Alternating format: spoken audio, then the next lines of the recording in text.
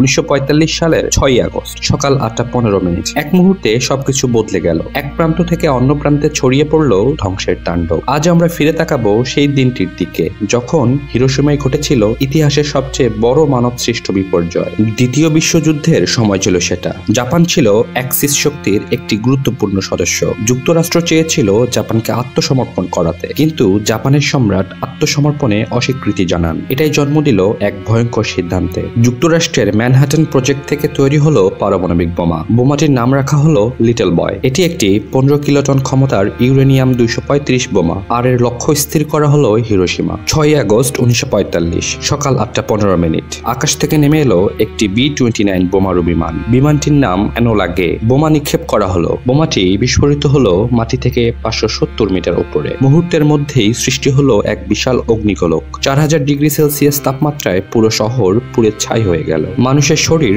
বাতাসে উড়ে গেল। অনেকের ছায়া পর্যন্ত রয়ে গেল মাটির উপরে পুড়ে যাওয়া অবস্থায়। প্রায় 70,000 মানুষ সেকেন্ডের মধ্যেই মারা যায়, আর এর পরের মাসগুলোতে রেডিয়েশনের কারণে মারা যায় আরো লক্ষাধিক মানুষ। বিস্ফোরণের পর হিরোশিমায় যা দেখা যায় তা যেন কোনো দুঃস্বপ্ন। সবকিছু ধ্বংসস্তূপে পরিণত হয়েছে। যারা বেঁচে ছিলেন তাদের শরীর পুড়ে গিয়েছিল। চারদিকে ছিল আত্মচিৎকার আর করুণ আহাজারি। রেডিয়েশন ছিল আরো ভয়ঙ্কর। এটি মানুষের শরীরের কোষগুলিকে ভেতর থেকে ধ্বংস করছিল। বোমার আঘাত থেকে বেঁচে যাওয়া মানুষদের অনেকেই ক্যান্সার ও অন্যান্য রোগে আক্রান্ত হয়। পুরো প্রজন্ম এই বোমার ভয়াবহতার শিকার হয়। তবে এখানেই শেষ নয়। বোমা ফাটার পর হিরোশিমার আকাশে উঠেছিল কালো ধোঁয়ার মেঘ। এই ধোঁয়া থেকে নেমেছিল বিষাক্ত বৃষ্টি, যাকে বলা হয় ব্ল্যাক রেইন। এটি মানুষের ত্বকে ক্ষত সৃষ্টি করে এবং শরীরে তেজস্ক্রিয়তার বিষ ঢুকিয়ে দেয়। যারা বেঁচে গিয়েছিল তারা ধীরে ধীরে তেজস্ক্রিয়তার ফলে মৃত্যুর দিকে এগোতে থাকে। সন্তান জন্ম দিতেও দেখা গিয়েছিল নানা ধরনের বিকলাঙ্গতা। হিরোশিমার ঘটনার পর বিশ্ব বুঝতে পারে পারমাণবিক অস্ত্রের ক্ষমতা কতটা ভয়ঙ্কর।